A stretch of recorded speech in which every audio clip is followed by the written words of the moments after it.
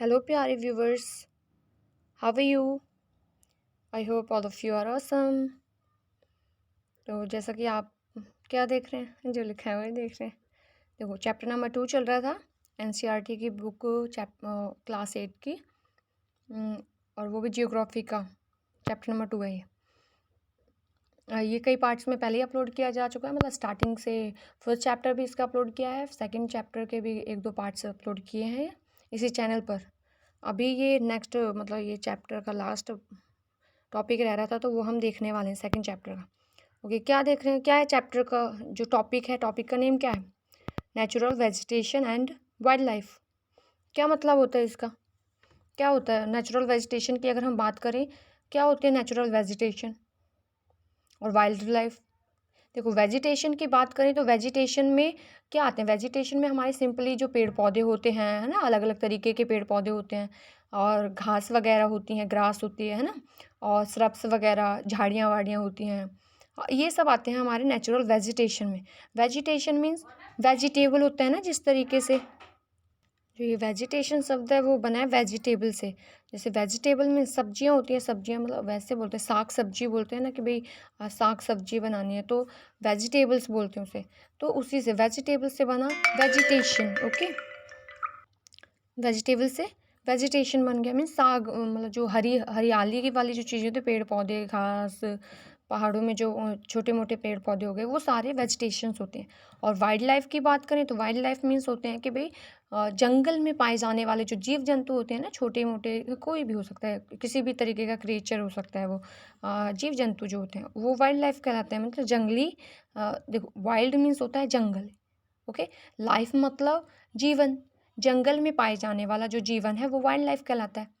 I hope आपको clear हुए ये वर्ड। अगर क्लियर हुए हैं आपको, तो इसका जो मीनिंग है अंदर का, वो सारी चीज़ें भी आपको ऐसे ही क्लियर हो जानी है। तो क्या हो गया? नेचुरल वेजिटेशंस मीन्स प्राकृतिक, प्राकृतिक हरियाली या क्या है वो, ये देखेंगे हम। तो दिस इज, देखो, ये जो कोटेशन वाली लाइन है हम ये देखेंगे, ज़्यादा कुछ देखेंगे नहीं। चलो ठीक है, स्टार्टिंग से ही थोड़ा सा बता देते। Some school childrens were visiting an exhibition on handicraft. देखो, वर्ड हैंडीक्राफ्ट लिखा है, क्या मतलब होता है हैंडीक्राफ्ट का? हैंडीक्राफ्ट का मीनिंग होता है कि भाई जो हाथ से बनाई जाने वाली जो चीज़ें हैं ना, उनका एग्जीबिशन लगा हुआ है। एग्जीबिशन मीन्स होता है कि भाई एक मेला टाइप में, हाँ, जहाँ से हम उन चीज़ों को खरीद सकते हैं, उस तरीके का लगा है। बच्चे वहाँ पर गए, तो the articles in the exhibitions. देखो, आर्टिकल लिखा है, आर्टिकल मीन्स होती है चीज़ें। हाँ, चीज़ें कोई भी चीज़ हो सकता है, वस्तु मीन्स जैसे हाथ से बनाई जाने वाली जो चीज़ें हैं उनको आर्टिकल्स बोल रहे हैं। लेकिन इंग्लिश में भी आर्टिकल होता है, तो आप कंफ्यूज मत होना। इंग्लिश वाला आर्टिकल ए एंड द वाला होता है, और यहाँ पे जो आर्टिकल्स का मीनिंग यूज़ हुआ है वो मतलब है कि कोई भी वस्तु, हाँ, जो एग्जीबिशन में मतलब दिखाई गई हैं। The articles in the exhibitions were collected from different part of the country. Means देश के अलग अलग पार्ट से जो एग्जीबिशन में हमें शो करनी है चीज़ें, वो अलग अलग देश के अलग अलग, जैसे आप लोगों ने अगर सुना हो उसके बारे में, हाँ, सूरजकुंड मेला के बारे में सुना है। सूरजकुंड मेले में क्या होता है कि भाई वहाँ पर देश का जो भारत है, भारत के अलग अलग क्षेत्र से आकर लोग वहाँ पे अपनी चीज़ों का मतलब उन्हें उनका एग्जीबिशन करते हैं, और जो घूमने जाते हैं, जो देखने जाते हैं मेला को, वो वहाँ से चीज़ें खरीदते हैं। समझ रहे हो? तो उसी तरीके का मतलब देश के अलग अलग पार्ट से वहाँ वो एग्जीबिशन लगा हुआ था। Mona picked up a bag and explain exclaimed, this is a beautiful hand bag, yes, it is made from jute. अब देखो, मतलब उसने क्या करा, एक बैग वहाँ से उठाया, और वो बैग किसका बना हुआ था? जूट का। तो अब यहाँ पे देखो, ज़्यादा कुछ समझने लायक है नहीं, बस एक मतलब समझना है आपको, जूट का मीनिंग। कि जो जूट होता है वो क्या होता है? JUT, जैसा आप यहाँ पे देख रहे होंगे ना, ये वाला वर्ड यहाँ पे, ये वाला, हाँ, तो ये जूट। क्या होता है जूट का मीनिंग? तो वो यहाँ पे देखने वाले हैं। देखो, जूट होता है कि जैसे आपने वो देखी ना, बोरियाँ देखी हैं, जिसमें जैसे वो चीनी वाले तो वो कट्टे होते हैं ना, वो तो प्लास्टिक वाली जो चीज़ होती है वो तो अलग है। एक बोरियाँ होती हैं, जैसे एक तो कट्टे हो गए, और बोरियाँ होती हैं, चाहे वो बड़े बड़े बोल लो या गेहूं वाली बोरियाँ मान लो, क्विंटल वाली जो बोरियाँ होती हैं, वो जो बोरियाँ बनी होती हैं वो जूट की बनी होती हैं। समझ रहे हो? किसकी? जूट की बनी होती हैं, तो उसको जूट बोलते हैं। इसकी खेती करी जाती है, मतलब जैसे वो ज्वार वगैरह होते हैं, ज्वार होते हैं, मक्का की होती है, इसी तरीके की इनकी भी होती है, बहुत लंबी लंबी होती है। फिर उनको कुछ प्रोसेस होता है, उसके ज़रिए फिर उस तरीके में कन्वर्ट करा जाता है, जब हमें बोरी के रूप में मिलती हैं या कुछ बैग वैग बने होते हैं तो उससे। ओके, फिर टीचर वहाँ यहाँ पे उसको रिप्लाई करते हैं, do you see those baskets, lamps, shaded, हाँ, सेट्स एंड चेयर्स। ये जो है यहाँ पे वो बोलते हैं कि भाई जो चेयर हैं, बास्केट्स हैं, वो किससे बनी होती हैं, वो जैसे क्या, मतलब जैसे अगर हम चेयर की बात करें, हाँ, लैम्प्स की बात करें और चेयर्स की, मतलब वो हो गए बास्केट्स की बात करें, वो बनी है केन्स एंड बैम्बूज से।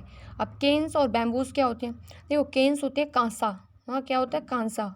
एक तो मेटल वाला कांसा होता है, वो अलग चीज़ होता है ना। ये कांस होता है कि भाई जैसे जंगल में हम देखते हैं ना, एक लंबी लंबी, बहुत लंबी लंबी सी घास होती है, अगर हम उसको छूते भी हैं कई बार तो वो हमारे मतलब हाथ को कट भी कर सकती है। एक उस तरीके की घास होती है, लंबी लंबी होती है बहुत, तो उसे कंस मतलब कांस बोल देते हैं। और बैम्बूज आप जानते होंगे, जैसे बांस होते हैं।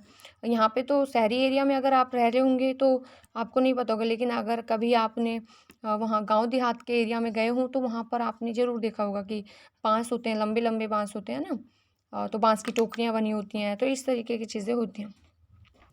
अब देखो ये यहाँ पे जो सारी चीज़ों का मतलब सारी चीज़ों का यूज़ करा, जैसे जूट का यूज़ करा, यहाँ पे जूट के बारे में बताया है ना कि जूट क्या होता है और क्या बना सकते हैं उससे, जैसे बोरियाँ वगैरह भी बनती हैं, हैंड बैग्स भी बनते हैं जूट से। ओके, और बास्केट्स, लैम्प सेट्स और चेयर्स की बात करें, ये कई बार किससे बनती हैं, केन से, मतलब कांस हो गया और बैम्बूज हो गए हैं, इनसे बनते हैं। अब ये सारी की सारी जो चीज़ें हैं, जूट, केन्स, बैम्बूज, ये क्या हैं, ये एक नेचुरल वेजिटेशन में आते हैं ना। ये मतलब हरियाली वाली जो चीज़ें होते हैं, जंगल की चीज़ें हैं ना एक तरीके की, ये पेड़ पौधे से रिलेटेड चीज़ें हैं, समझ रहे हो। तो इस ये वेजिटेशन में ये क्या है, ये नेचुरल वेजिटेशंस है। और हाँ, एक एक खासियत यहाँ पे केन्स और बैम्बूज की बताई है कि केन्स और बैम्बूज ज़्यादातर अगर हम बात करें, बहुत ज़्यादा मात्रा में जो बैम्बूज और केन्स हैं वो कहाँ पाए जाते हैं, eastern and north east. Eastern means east के साइड में भारत है, जो इंडिया है, इंडिया के ईस्ट पार्ट में मीन्स जहाँ पे असम, हाँ, असम, मेघालय, मणिपुर, हाँ, ये सब त्रिपुरा वगैरह ये जो आते हैं, ये ईस्टर्न पार्ट हो गए देश के। यहाँ पर बहुत ज़्यादा मात्रा में केन्स एंड बैम्बूज पाए जाते हैं। और नॉर्थ ईस्ट में ये थोड़ा सा इधर अगर आए ना, जैसे बिहार हो गया है ना, थोड़ा सा बिहार, झारखंड टाइप, ये इधर को थोड़ा सा, ज़्यादा नहीं, अगर ज़्यादा आएंगे तो यहाँ जम्मू कश्मीर साइड हो जाएगा। तो ये जो मध्य प्रदेश में भी कई हिस्सों में पाया जाता है, यूपी में भी पाया जाता है, तो हर जगह थोड़ा थोड़ा मात्रा में पाया जाता है। तो ये नेचुरल वेजिटेशन में आते हैं। ओके, बस यही बोला हुआ है। और अगर हम सिल्क की बात करें, सिल्क के बारे में बताया हुआ है,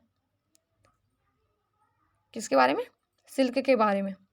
सिल्क, आप मतलब सिल्क से क्या बनते हैं, कपड़े बनते हैं। हाँ, सूती, आपने वो सुना होगा ना, सिल्क के कपड़े, सिल्क की साड़ी के बारे में ज़रूर सुना होगा। हाँ, ये सिल्क की साड़ी है। तो वो क्या होते हैं, वो देखो छोटे छोटे कीड़े होते हैं, जैसा कि आप ये यहाँ पर देख रहे हैं ना, ये, हाँ, ये वाला मतलब जो अभी ये हुआ था, ये वाला जो ये जो ये दिखा रखा है, ये आप देख रहे हैं, ये क्या है, ये सिल्क वॉर्म है। सिल्क वॉर्म मीन्स कीड़ा होता है ये एक तरीके का, जिसे वो बोलते हैं ककून भी बोलते हैं।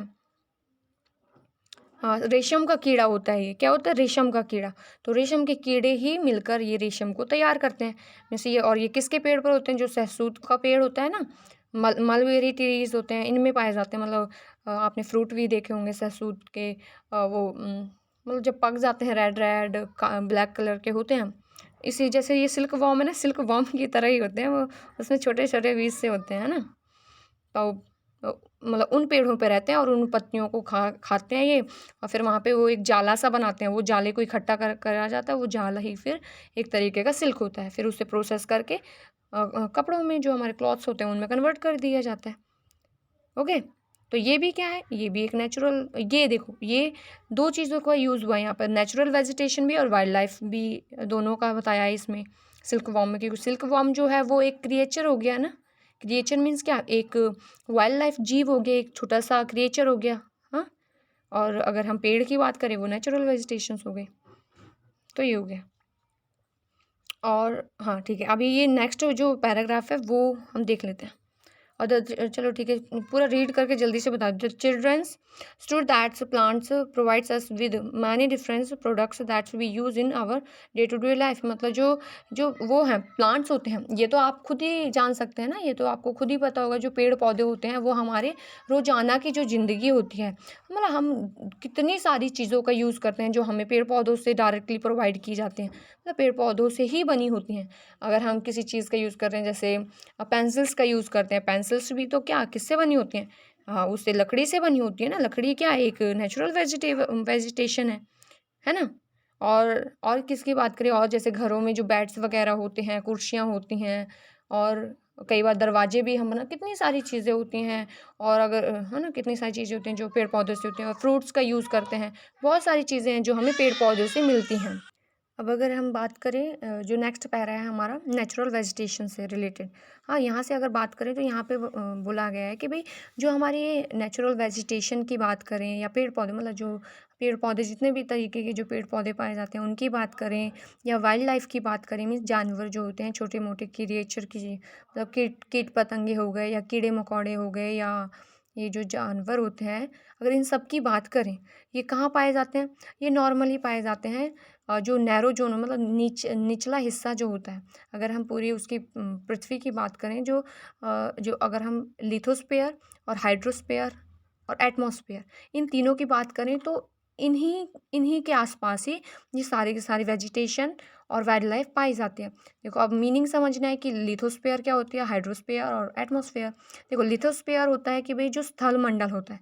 लिथोस्फीयर स्थल मंडल जो जमीन होती है ना, ज़मीन होती है ना, जहाँ जहाँ ज़मीन है। और वहीं पर अगर हम वैसे भी बात करें, जहाँ जहाँ ज़मीन है वहीं वहीं पर तो पेड़ पौधों की बात करें, पेड़ पौधे हवा में तो उगते नहीं है ना, हवा में नहीं उगते ना। उनके लिए कहीं न कहीं ज़मीन तो चाहिए ना। देखो, अगर हम आर्टिफ़िशियल आज के टाइम की बात करें, टेक्नोलॉजी का यूज़ करके अगर उगाने की भी बात करें, तो वो हम वैसे उगा सकते हैं बिना ज़मीन मतलब वैसे ऊपर उगा सकते हैं। लेकिन उसके लिए भी तो नीचे ज़मीन चाहिए ना, नीचे कुछ रखा होना चाहिए, वो ज़मीन पर ही रखा जाएगा। जैसे कोई भी मशीनरी है, उसमें हम चीज़ों को उगा रहे हैं, या उसमें हम चीज़ों का वो कर रहे हैं, तो उस मशीनरी को रखने के लिए भी तो जगह चाहिए ना कम से कम। तो वो कहाँ रखी है?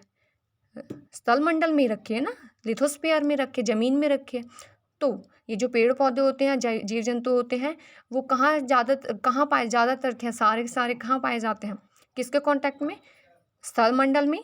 और हाइड्रोस्फीयर होता है पानी के आसपास, जहाँ पानी होता है। समझ रहे हो?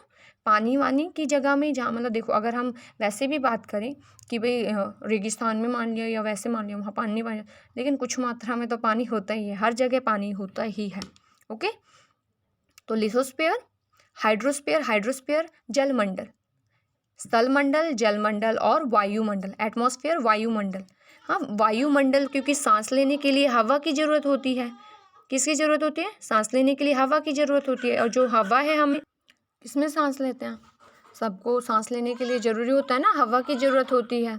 अगर हवा ना हो तो सांस कैसे लेंगे, और सांस नहीं लेंगे तो है ना, हाँ, जिंदा कैसे रहेंगे? तो जिंदा रहने के लिए हवा की भी ज़रूरत होती है। तो ये कहाँ पाए जाते हैं? ये जो जितने भी जीव जंतु हो गए, पेड़ पौधे हो गए, उनके लिए जो जो चीज़ें ज़रूरी हैं वो कहाँ पे पाई जाती हैं? इन्हीं 3 चीज़ों में। वो स्थल मंडल हो गया, स्थल मंडल और जलमंडल और वायुमंडल। तो ये तीनों मिलकर देखो। और देखो, यहाँ पे क्वेश्चन क्या बन सकता है, अगर हम पूरी इस लाइन की बात करें, तो सब पूछा जाएगा कि बायोस्फीयर क्या होता है? हाँ, जो जीव मंडल है वो क्या होता है? जीव मंडल मीन्स जहाँ पे जीवन पाया जाता है। और जीवन किन की वजह से पाया जाता है? जीवन अगर कहीं पाया जा रहा है तो उसके लिए किन किन चीज़ों की ज़रूरत होती है? ज़मीन होनी चाहिए, क्योंकि वो रहेगा कहाँ? हवा में थोड़ी ना उड़ता रहेगा। अगर हम किसी पक्षी की भी बात करें, वो भी तो कहीं ना कहीं अपना घर बनाता ही है ना, घोंसला बनाता है ना। और वो घोंसला किस में होता है? किसी पेड़ वेड़ में अगर है, या किसी घर के उसमें है, तो वो भी तो नीचे से ज़मीन में ही है ना, कहीं ना कहीं। तो उसके लिए किस किस चीज़ों की ज़रूरत होती है? स्थल मंडल की, मीन्स स्थल की, जगह की। और हाइड्रोस्फीयर मीन्स पानी की ज़रूरत होती है, क्योंकि अगर पानी नहीं होगा तो वो चीज़ें, पेड़ वेड़ उगेगा कैसे? पेड़ ही नहीं बड़ा होगा, है ना। और घर भी अगर बना है तो उसमें भी तो पानी लग रहा है। और एटमॉस्फेयर, हवा मीन्स अगर अगर इंसान ही नहीं रहा हाँ, जो पेड़ हो हैं या घर जिसके लिए बन रहा है, अगर वो ही नहीं है तो फिर तो हवा। तो ये तीनों चीज़ें मिलकर बायोस्फीयर का निर्माण करती हैं। Okay. In the biosphere living beings are interrelated means एक दूसरे से कनेक्टेड है। क्या है, बायोस्फीयर में सारे जो जीव जंतु हैं वो एक दूसरे से रिलेटेड हैं। कैसे रिलेटेड है? अगर हम अपनी बात करें, अगर हम अपनी बात करें तो हम किस पर डिपेंड कर रहे हैं? हम पेड़ पौधे जो हैं, पेड़ पौधे हम जहाँ जिनसे खाना प्राप्त करते हैं उन पर डिपेंडेंट है ना, उन पर डिपेंड है। वो हमें खाना प्रोवाइड करवाते हैं, और वो जहाँ से हम लेते हैं हम उन्हें कहीं कहीं और से खाना मिलता है। और जैसे मतलब अगर पेड़ पौधों की भी बात करें तो पेड़ पौधे भी तो कहीं ना कहीं से खाना करते हैं ना, जैसे न्यूट्रिशन उन्हें दिया जाता है। मिट्टी से वो न्यूट्रिशन लेते हैं और सूर्य की रोशनी में मिलकर अपना खाना वाना तैयार करते हैं। तो वो एक तरीके से एक दूसरे से कनेक्टेड है ना। तो इस तरीके से जो बायोस्फीयर होता है, जो जीव मंडल है, जीव मंडल में हर एक चीज़, हर एक जीवन एक दूसरे से कनेक्टेड है। और इंटरडिपेंडेंट मीन्स एक दूसरे पर डिपेंड करता है on each others for survive. जीवन जिंदा रहने के लिए, हाँ, जिंदा रहने के लिए एक दूसरे पर क्या करता है, एक दूसरे पर डिपेंड है वो। This life supporting system is known as the ecosystem. और वही जीवन, देखो बायोस्फीयर मीन्स जीव मंडल जहाँ पे जीवन रहता है, जहाँ पे जीव जंतु रहते हैं। और जीव जंतु अगर रहते हैं उनके लिए किन किन चीज़ों की ज़रूरत होती है? स्थल मंडल की, वायु उसकी, जल मंडल की और वायुमंडल की। तो ये तीनों चीज़ें मिलकर बनाते हैं बायोस्फीयर मीन्स जीव मंडल। और क्या है, ये जो लोगों का है, मतलब ये जो जीव जंतु हैं, जीव जंतु एक दूसरे पर डिपेंड हो रहे हैं खाने के लिए, जिंदा रहने के लिए एक दूसरे पर डिपेंड है, एक दूसरे पर निर्भर कर रहे हैं। तो ये जो निर्भर रहने वाला जो सिस्टम है, हाँ, एक दूसरे से इंटर रिलेटेड बोल दो या इंटर डिपेंडेंट बोल दो, तो वो जो सिस्टम है उसे बोला जाता है इकोसिस्टम। क्या बोला जाता है? इकोसिस्टम। तो वो किसका निर्माण कर रहे हैं? इकोसिस्टम का। इस तरीके से ये हो गया। अगर हम और बात करें, जो वेजिटेशन है और वाइल्ड लाइफ है वो बहुत ही क्या है, वो बहुत ही मेन है या बहुत ही महत्वपूर्ण रिसोर्सेज हैं, वैल्यूएबल रिसोर्सेज हो गए। प्लांट्स मतलब जो पेड़ पौधे हो गए, ये हमें क्या बहुत सारी चीज़ें प्रोवाइड करवाते हैं। हाँ, पेड़ पौधे, जीव जंतु, इनसे हम कितनी सारी चीज़ें लेते हैं।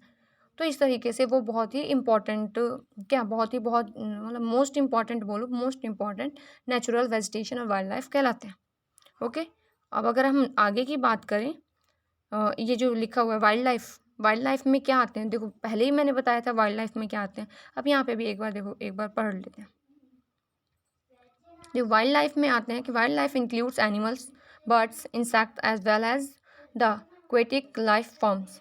They provide us milk, meat, hides, and wools. Insects like bees provide us honey, help in pollination of flowers, and have an important role to play as decomposers in the ecosystem. The birds, देखो अभी ये क्या है, ये भी जो मतलब वही चीज़ है ना जो अभी पहले बताई थी कि वाइल्ड लाइफ में ये सारे जीव जंतु आते हैं और ये हमें कितनी सारी चीज़ें देते हैं, है ना। यहाँ पे थोड़े से एग्जांपल भी दिए हुए हैं कि अगर हम वैसे बात करें, गाय भैंस होते हैं और बकरियां होती हैं और बहुत सारे ऐसे वो होती हैं, जीव जंतु होते हैं जो हमें मिल्क प्रोवाइड करवाते हैं ना। और अगर हम ऐसी हनी बीज की बात करें, ये जो मधुमक्खियाँ होती हैं, मधुमक्खियाँ हमें कितना सारा क्या, वो हमें हनी प्रोवाइड करवाती हैं, शहद प्रोवाइड करवाती हैं, देती हैं। हाँ, शहद मिलता है ना हमें उनसे। और भी बहुत सारी चीज़ें होती हैं। और जैसे अगर हम यहाँ पे थोड़ी सी वल्चर की बात करिए, जो ये गिद्ध होता है ना, गीधड़ जिसे बोलते हैं। देखो इसकी एक खासियत तो बताई गई। क्या खासियत बोली है कि ये जो गिद्ध होते हैं ना, अगर आपने भी वैसे देखा होगा कभी, है ना, तो ये जो गिद्ध होते हैं वो क्या करते हैं, जो मरे हुए जानवर होते हैं ना उनको खाते हैं। ये समझ रहे हो? क्या करते हैं, जो मरे हुए जानवर होते हैं उनको खाते हैं। और उससे क्या फ़ायदा होता है कि भाई जो जानवर नहीं रहा उसको ये खा जाते हैं। और उससे क्या होता है कि भाई जैसे कीड़े वीड़े भी तो पड़ते हैं ना, जब उनका शरीर गलता है तो उसमें कीड़े पड़ जाते हैं। तो कीड़े नहीं पड़ पाते, और कीड़े नहीं पड़ पाते उससे इन्वायरमेंट में वो नहीं होता, बीमारियाँ भी नहीं फैलती। तो बहुत सारी बीमारियों से भी ये बचा रहा होता है, ये जो वल्चर्स होते हैं, गिद्ध जो होते हैं। तो इस तरीके से ये जो जानवर हैं वो पूरा इकोसिस्टम है जो उसको मेंटेन करने में बहुत महत्वपूर्ण भूमिका निभाते हैं और एक दूसरे से जुड़े होते हैं। अगर हम हर चीज़ की बात करें, हर चीज़ एक दूसरे से कनेक्टेड है। समझ रहे हो? अगर एक चीज़ भी ज़्यादा हो जाए या एक चीज़ बहुत कम हो जाए तो उससे बहुत इफ़ेक्ट पड़ता है। इसलिए बैलेंस बना के चलना बहुत ज़रूरी होता है कि भई कोई भी सिंपल सा कोई भी एग्ज़ाम्पल ले लो, अगर हम बात करें जैसे घरों में क्या होता है, कुत्ते वग़ैरह होते हैं ना, अगर हम उनकी ही बात करें, अगर उनकी संख्या बहुत ज़्यादा हो जाए, हाँ? बहुत ज़्यादा हो जाए तो फिर क्या होगा फिर, मतलब वो जो जिस चीज़ को खाते हैं फिर वो बहुत ज़्यादा खाते जाएँगे, फिर उसकी कमी होती जाएगी, समझ रहे हो? और फिर जैसे क्या खाते हैं, ये खाते भी क्या हैं, ये रोटियाँ वग़ैरह हो गई, है ना? रोटियाँ-वोटियाँ खाते हैं और भी दूसरे जानवरों को भी खाते हैं कई बार, है ना? तो इस तरीके से तो वो जिस जानवर को खा रहे होंगे वो जानवर, अभी इनकी संख्या बहुत ज़्यादा है, वो जानवर को खा जाएँगे, वो जानवर ख़त्म हो जाएँगे। हाँ, खाना अगर खा रहे हैं तो पूरा खाना खा जाएँगे, तो फिर इंसान क्या खाएँगे? हाँ, फिर इंसान भूख से मरने लग जाएँगे और जिस जानवर को खा रहे हैं वो जानवर ख़त्म हो जाएँगे और फिर जिस जानवर को इन्होंने खाया और वो जानवर जब दूसरे जानवर को खा रहा होता है या इकोसिस्टम को बना के रख रहा होता है, तो फिर उसमें एक तरीके से विघटन वो हो जाएगा ना, बाधा उत्पन्न होगी। तो इस तरीके से एक दूसरे से सारी चीज़ें कनेक्टेड हैं, सारे जीव जंतु भी एक दूसरे से कनेक्टेड हैं। तो इस तरीके से हमने क्या पढ़ा, तो ये होते हैं हमारे सारे वाइल्ड लाइफ। क्या है ये? वाइल्ड लाइफ के ये सारे वो होते हैं। तो बस यही है इसमें, छोटा जानवर ले लो चाहे बड़ा ले लो, मोटा ले लो, पतला ले लो, गिट्ठू ले लो, लम्बू ले लो, सारे जानवर या सारे जो जीव हैं वो एक दूसरे से कनेक्टेड हैं और वो क्या करते हैं, पूरा जो इकोसिस्टम है पूरा उसको बना कर रखते हैं, ठीक है, एकदम मेंटेन कर कर रखते हैं कि मतलब सारी चीज़ें एक दूसरे से कनेक्टेड हैं और उस कनेक्शन को बना के रखते हैं ताकि वो जो भी जीवन है वो एकदम सही तरीके से बैलेंस रूप में चलता रहे, ठीक है। और अब आगे की अगर हम बात करें, आगे दिया हुआ डिस्ट्रीब्यूशन ऑफ नेचुरल वेजिटेशन, कि भाई हमने नेचुरल वेजिटेशन के बारे में तो पढ़ लिया, लेकिन उसका डिस्ट्रीब्यूशन कैसे किया हुआ है। देखो ये हेडिंग है, ये हेडिंग का जो आंसर है वो भी आपको खुद ही देखो, आप खुद ही पता होगा, आप खुद ही दे पाएंगे इसका। Distribution of natural vegetation means जो नेचुरल वेजिटेशन है, जो ये पेड़ पौधे हैं, उनका डिस्ट्रीब्यूशन कैसे करा हुआ है, कि मतलब किस किस जगह में कैसे कैसे पाए जाते हैं। मतलब देखो, अगर आप खुद ही बताओ, जैसे पेड़ पौधे, जो जंगल है, जंगल घना कहाँ पे होता है? जो जंगल है वो घना वहीं पर होगा ना, बहुत ज़्यादा जंगल कहाँ पाया जाएगा? जहाँ पे पानी वानी बहुत ज़्यादा होगा, है ना? और कम जंगल कहाँ पाया जाएगा? जहाँ पानी की कमी थोड़ी होगी। और और जंगल अगर पाया जा रहा है तो वहाँ पे जीव जंतु भी है, क्योंकि उन्हें रहने के लिए उनका घर जंगल ही होता है कई बार, तो वहाँ पर जीव जंतु भी बहुत ज़्यादा पाए जाते होंगे। तो यहाँ पे वही बोला है। और छोटे पेड़ पौधे, क्योंकि देखो अलग अलग, अगर हम पूरे पूरे देश की क्या, पूरे वर्ल्ड की बात करें, तो पूरे वर्ल्ड में भी जो अलग अलग जगह पे अलग अलग तरीके के पेड़ पौधे, जीव जंतु पाए जाते हैं ना, तो इस तरीके से उनका वो डिस्ट्रीब्यूशन हुआ पड़ा है। हाँ, तो यहाँ पे यही लिखा हुआ है कि the growth of vegetation depends primarily on the temperature and moisture. जो टेम्परेचर होता है, तापमान होता है, हाँ, किसी भी जगह का जो वातावरण होता है वो हो गया, और पानी, ये दो चीज़ें किसी भी वेजिटेशन की ग्रोथ में क्या करते हैं, उसके मतलब वो बड़ी हो, जहाँ पे ज़्यादा पाई जाए या कम पाई जाए, तो उसके लिए दो फैक्टर, ये जो टेम्परेचर और मॉइस्चर, बहुत मेजर थिंग होती हैं, ठीक है। The major vegetation types of the world are grouped as forest, grassland, shrubs and tundra. मतलब यहाँ पे क्या कह रहा है कि भाई जो ये वेजिटेशंस हैं, हाँ, वेजिटेशंस किन किन किस किस तरीके से पाए जाते हैं। पेड़ पौधों के रूप में हरियाली, मतलब पेड़ पौधे हो गए, है ना, जंगल के रूप में पाए जाते हैं। ग्रासलैंड्स होते हैं, ग्रासलैंड्स क्या होते हैं, जो घास घास जहाँ पे पाए जाते हैं वो। श्रब्स मीन्स झाड़ियों के रूप में पाई जाती है हरियाली, हाँ, पेड़ पौधे। और टुंड्रा मीन्स ये होते हैं, और देखो जो टुंड्रास होते हैं वो वैसे होते हैं ना, जैसे रेगिस्तान होता है, हाँ, रेगिस्तान में जो ये कटीले कांटे वाले जो पेड़ पौधे पाए जाते हैं, एक तो कैक्टस होते हैं और भी बहुत तरीके के पेड़ पौधे होते हैं ना, तो उन सब पेड़ पौधों को ये जो तुंद्रास वर्ड दिया हुआ वो उनके लिए दिया हुआ है। तो इस तरीके से पेड़ पौधों का डिस्ट्रीब्यूशन हुआ पड़ा है ना।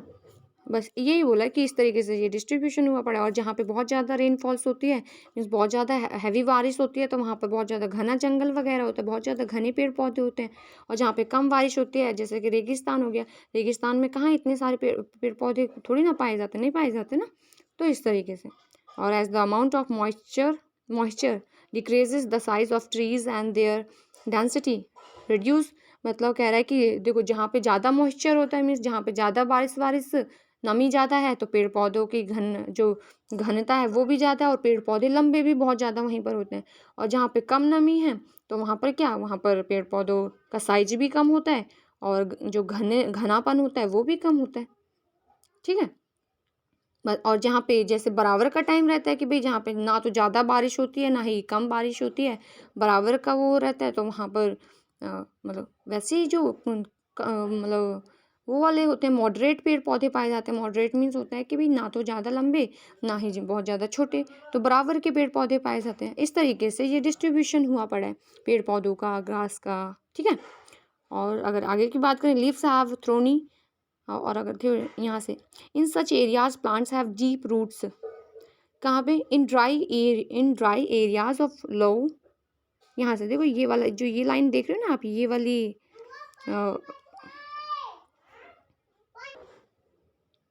ओके, तो ये मतलब जो एरिया ऑफ लो रेनफॉल्स, हाँ rainfall, thorny shrubs grow.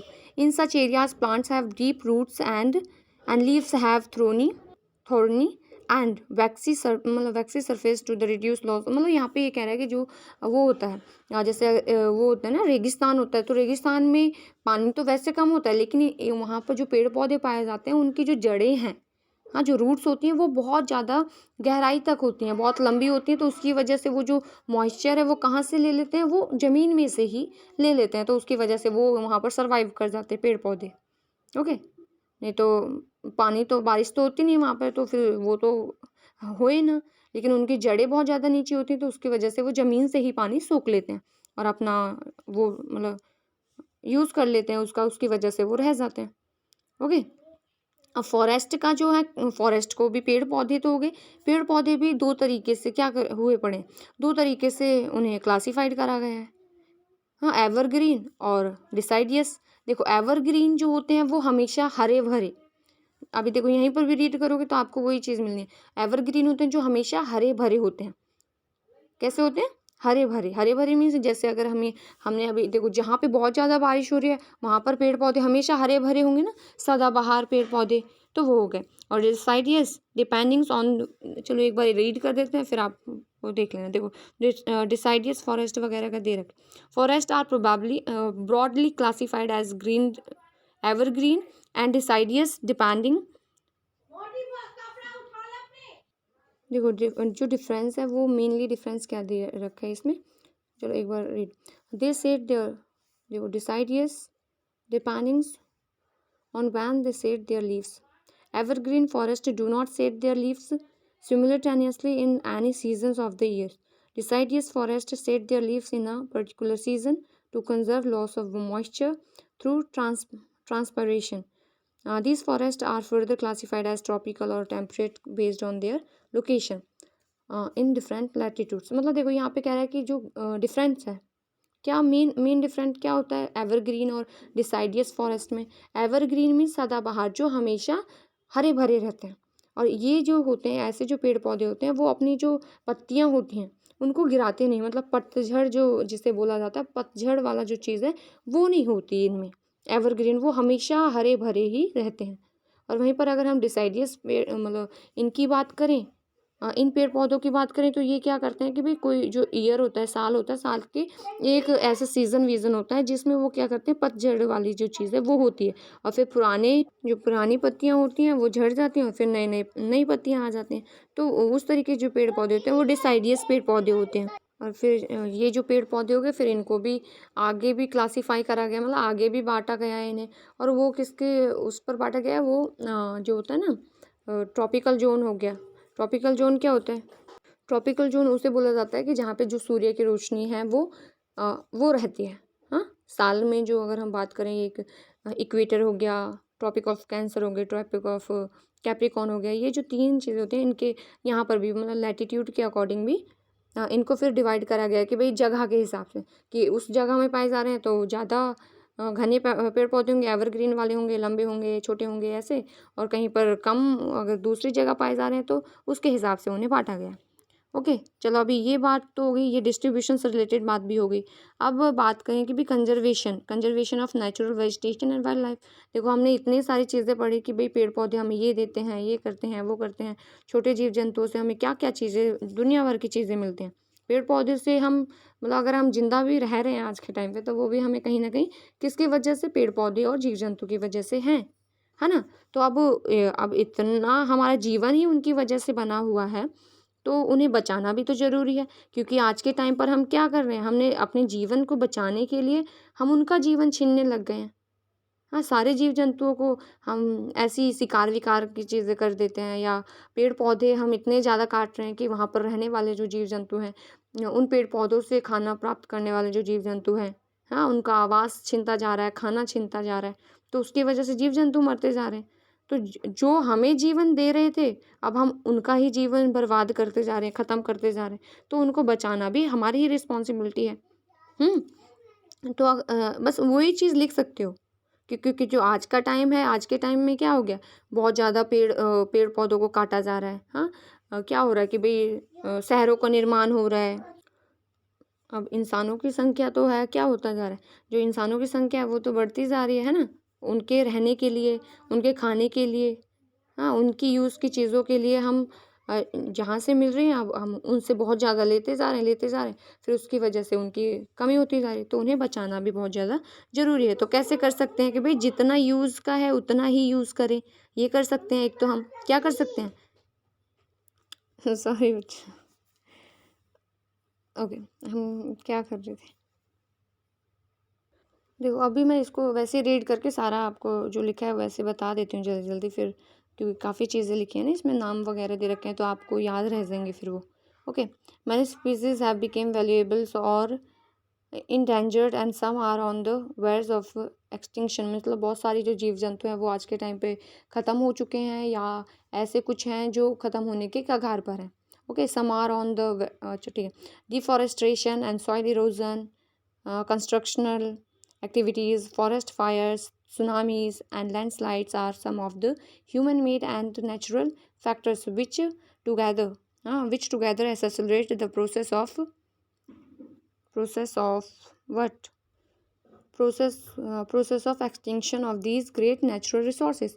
On the One of the major concerns is the increasing incidence of poaching that result in a sharp decline in the number of particular species. The animals are approached for collections and illegal trade of hides, skins, nails, teeth, horns, as well as feathers. Some of these animals are tigers, lions, elephants, deer, black bucks, crocodiles, rhinoceros, snow leopards, ostrich, and peacocks. These can be conserved by the increasing awareness। मतलब देखो यहाँ पे ये कह रहा है कि इतने सारे जो जीव हैं, देखो कौन कौन से पढ़े। अब देखो जंगल है, जो वेजिटेशन है वो कैसे खतरे में जा रही है, क्योंकि डिफॉरेस्ट्रेशन, बहुत ज़्यादा जंगल काटा जा रहा है।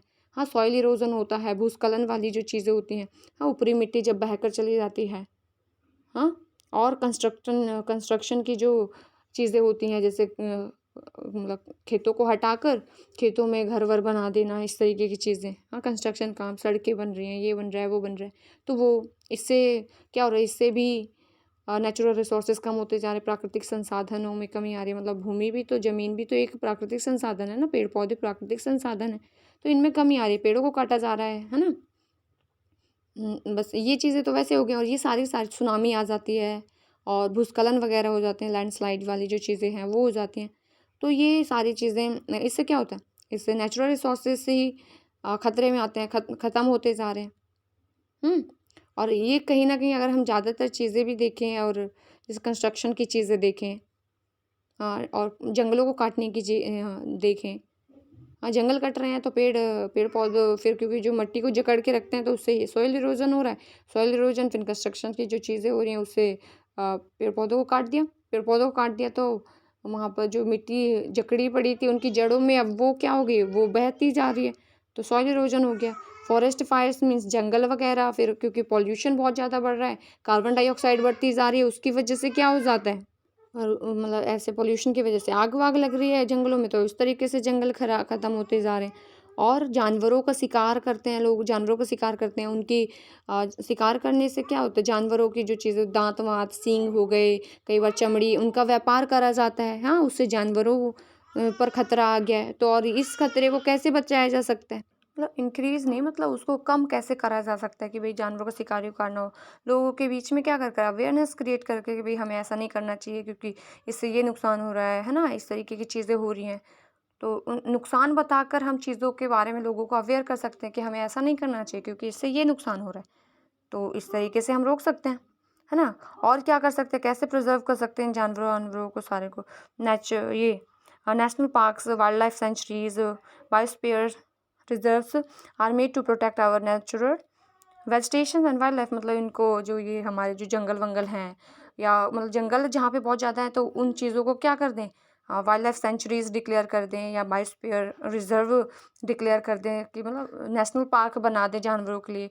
वहाँ पर उनको क्या करें, ये जानवर हैं या पेड़ पौधे हैं उनको बचा कर रखें, कंजर्व करें, है ना। तो इस तरीके से हम कंजर्व कर सकते हैं। Conservation of creeks, lakes and wetlands is necessary to save the precious resources from depletions. There is a balance in the environment if the relative number of species is not distributed, मतलब यहाँ पे कुछ नहीं कह रहा कि भाई क्योंकि एक दूसरे से सारी चीज़ें कनेक्टेड हैं और हमें, क्योंकि अगर जल वाले पानी की बात करें, हमें अगर जानवरों को बचाना है, पेड़ पौधों को बचाना है, तो पानी को भी हमें ऑटोमेटिकली बचाना ही पड़ेगा। तो इस तरीके हमें सारी चीज़ों को मतलब अगर देखो जितनी ज़रूरत है उतना यूज़ कर लो, वेस्ट ना करो। तो उससे क्या होगा कि भाई बैलेंस एक तरीके का बना रहेगा, वेस्ट नहीं होगा। तो जितना उपयोग मतलब जितना ज़रूरत है उतना यूज़ हो रहा है और बाकी फिर अपना नेचुरल प्रोसेस के जरिए वो वापस से वो अपना बैलेंस होता जा रहा है। हाँ, अगर हम वेस्ट करेंगे तब तो वेस्ट करते हैं तब तो वो बैलेंस नहीं हो पाएगा, है ना। क्योंकि हम एक गिलास करते हैं बट एक बाल्टी पानी निकालते हैं और उसका एक गिलास पानी पीकर बस वेस्ट होता है सारा। हाँ, इस तरीके से वेस्ट ना करें। अगर एक गिलास की ज़रूरत है, एक गिलास लिए और पिए, तो वो क्या होगा फिर बारिश वारिश का होगा या तो उससे क्या हो जाएगा, उससे वो वापस से प्रोसेस होकर वापस से ज़मीन में चला जाएगा, एक बैलेंस बन जाएगा, है ना। तो बस ये चीज़ इस तरीके से हमें करना चाहिए और जानवरों का हमें ऐसे ही शिकार नहीं करना चाहिए, है ना। फालतू मतलब ये दांतों का व्यापार होता है, चमड़ियों का व्यापार होता है। देखो इस तरीके से चीज़ें हम बचा के रख सकते हैं। और अवेयर करने के लिए क्या कर सकते हैं, लोगों को अवेयर करने के लिए जो प्राकृतिक दिवस मनाया जाता है, हाँ, प्रकृति दिवस मनाया जाता है, वन महोत्सव वगैरह की जो चीज़ें हो गई, वो समय समय पर हमें मनाती रहनी चाहिए ताकि लोग उनको मतलब सुने देखें तो चीज़ों से अवेयर हों और चीज़ों को बचाने की कोशिश करें। इस तरीके से देखो हमारा ये चैप्टर पूरा हुआ ख़त्म। इसके अगर आप ये क्वेश्चंस वगैरह करोगे तो आसान होंगे, है ना। तो अभी मैं अब इसको, क्योंकि ये लंबा भी वीडियो हो गया, तो मैं अभी इसको यहीं पर एंड कर रही हूँ। फिर हम जो नेक्स्ट होगा वो इसके नेक्स्ट चैप्टर से स्टार्ट करेंगे। Okay, thank you so much for watching this. I hope आपको थोड़ी बहुत चीज़ें क्लियर हुई होंगी, है ना। A to Z की तो मैं कुछ कह नहीं सकती ना, क्योंकि सबकी कैपेसिटी अलग अलग होती है। कोई कितना, है ना, एक बार में ज़्यादा समझता है, कोई एक बार में थोड़ा कम समझता है, कोई मॉडरेट होता है।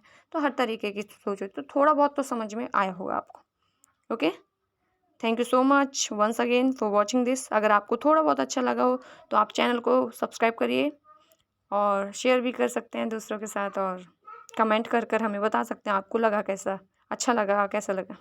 Okay, thank you so much, bye bye.